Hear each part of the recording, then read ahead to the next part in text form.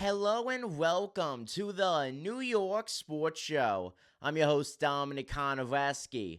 The New York Mets come into tonight's series opener for 3 games against the Colorado Rockies in a prime situation. The Mets sit in second in the National League East, a flat 2 games back on divisional rivals. The Philadelphia Phillies have a chance to make up a whole lot of ground starting tonight, as the odds are in the Mets' favor. Favored to win every game against Colorado. To make it even better, it would be in front of the Mets' home crowd here at Citi Field. Now, the New York Mets enter tonight one of the best teams in baseball. Have been kind of shaky, though, as of late. Nonetheless, over 10 games above 500, 12 games, in fact, with a 34-22 win-loss record.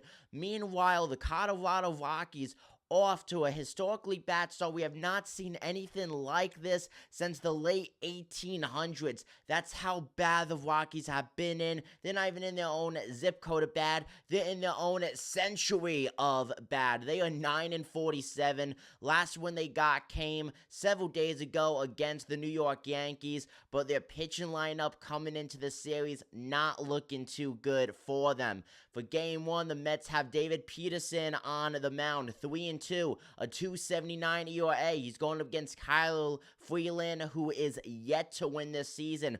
0-7 with a 5.80 ERA. And then, of course, game 2, you have the beast, Kodai Senga, who is off to an amazing start of the season. We're talking possible Cy Young contention. Nobody seems to be talking about that, though.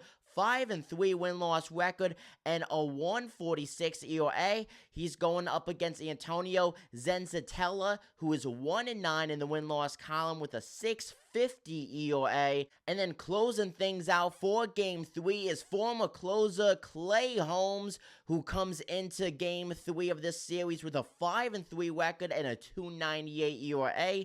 He's going up against Carson Plumquist, who's yet to win the season as well, and has a very bloated 8.78 ERA, although that's in a very tiny sample size of 13 1/3 innings pitched. He's 0-3 in the win-loss column.